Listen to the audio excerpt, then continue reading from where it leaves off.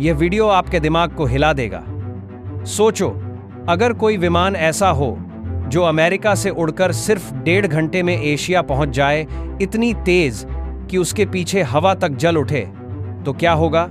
आज हम उसी रहस्यमयी विमान की गुत्थी सुलझाने जा रहे हैं जिसने दशकों से CIA, एयरफोर्स और दुनिया की खुफिया एजेंसियों को परेशान कर रखा है। इसका नाम है ऑरोरा। पर असली सवाल यह है, क्या यह सच में मौजूद है या फिर यह सिर्फ एक ऐसा छलावा है जिसके पीछे अमेरिका कोई और भी बड़ा राज्य छिपा रहा है? और क्या अमेरिका ने उस ऑरोरा की जगह अब एक ऐसा जेट बना लिया है जो मार्च 6 की रफ्तार से आसमान को फाड़ सकता है? आज हम तुम्हें दिखाएंगे उस गुप्त दुनिया की झलक जहां हर सेकंड मायने रखता है और हर छुपी हुई तकनीक एक नए युद्ध की शुरुआत कर सकती है। 1980 के दशक के अंत में जब SR-71 ब्लैकबर्ड को रिटायर किया गया, तब दुनिया को लगा कि अब कोई विमान उसकी बराबरी नहीं कर पाएगा। वो विमान माख 3.5 की गति से उड़ने में सक्षम था, 2700 मील प्रति घंटे। आसमान में उसकी गूंज सुनते ही दुश्मन रडार उसे पकड़ नहीं पाते थे। लेकिन फिर धीरे धीरे कुछ अजीब सी रिपोर्ट्स आने लगीं, ऐसे विमान की झलकियां जो पहले कभी नहीं देखी गई थीं। नेवाडा और एरिया 51 के ऊपर से होकर जाने वाले रहस्यमयी ट्रेल्स, आवाजें जो सुनने वाले को ऐसा महसूस कराती जैसे आसमान फट गया हो।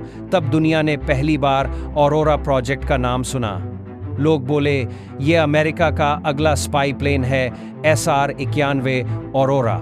कहा जाता है कि ऑरोरा 80 फीट की ऊंचाई पर उड़कर मार्च 5 यानी लगभग 200 किलोमीटर प्रति घंटे की रफ्तार पकड़ सकता था, जिससे वो लगभग अंतरिक्ष की सीमा तक पहुंच जाता। ऐसी गति पर न कोई मिसाइल उसे पकड़ सकती थी, न रडार उसे ट्रैक कर सकता था। उसका इंजन बताया गया कि वो हवा को ही ईंधन में बदल देता था, जिसे वैज्ञानिक स्क्रैमजेट या पल्स डेटोनेशन इंजन कहते हैं। ऐसी तकनीक जो उस दौर में सिर्फ प्रयोगशालाओं में थी। 1989 में ब्रिटेन में एक एयरक्राफ्ट ऑब्जर्वर क्रिस गिब्सन ने 3 विमानों को देखा, 2 अमेरिकी फाइटर जेट्स और उनके बीच एक अजीब काले त्रिकोणीय आकार का विमान। कुछ महीनों बाद अमेरिकी बजट में एक लाइन मिली, ऑरोरा प्रोजेक्ट 455 मिलियन।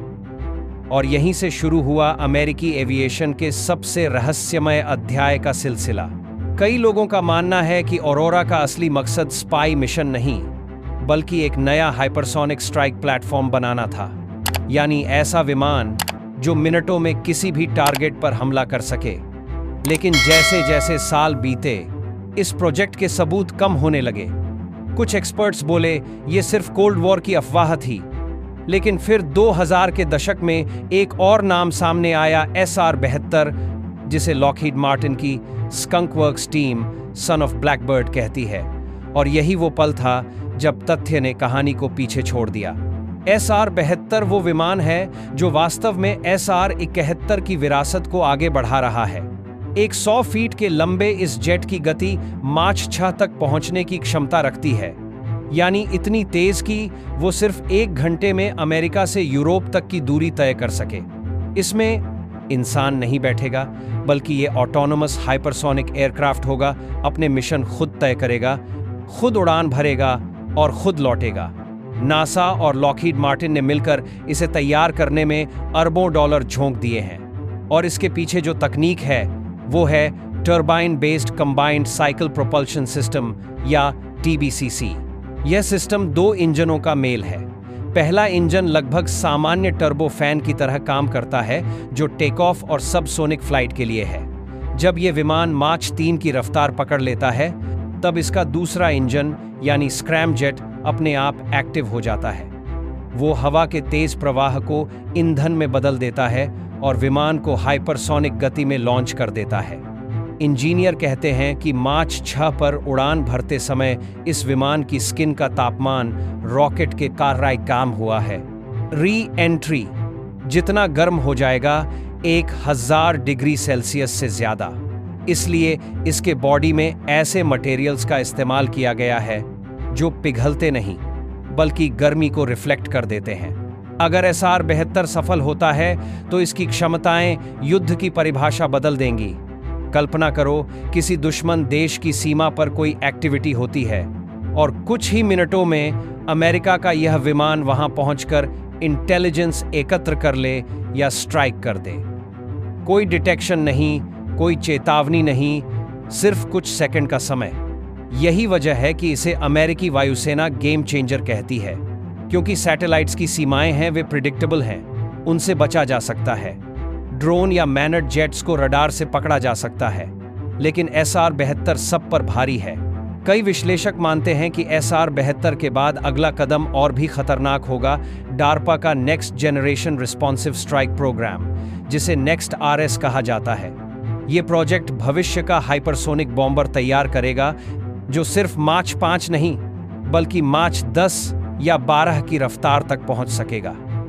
यानी ऐसा विमान जिसे कोई मिसाइल, कोई रडार रोक ही नहीं पाएगा। 1 घंटे से भी कम समय में अमेरिका से एशिया तक हमला करने की शक्ति, वो भी बिना चेतावनी।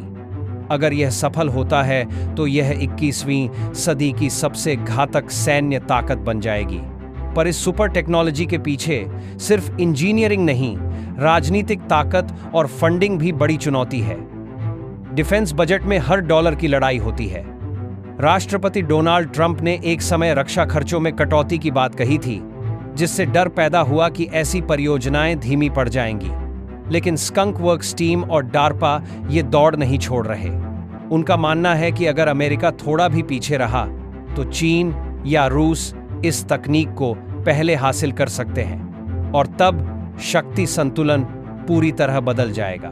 क्योंकि चीन पहले से DF-ZF जैसी हाइपरसोनिक ग्लाइड व्हीकल्स पर काम कर रहा है, जो माच 10 की स्पीड तक पहुंचती हैं। रूस के पास एवेंगार्ड सिस्टम है, जो परमाणु वारहेड को हाइपरसोनिक गति से ले जा सकता है।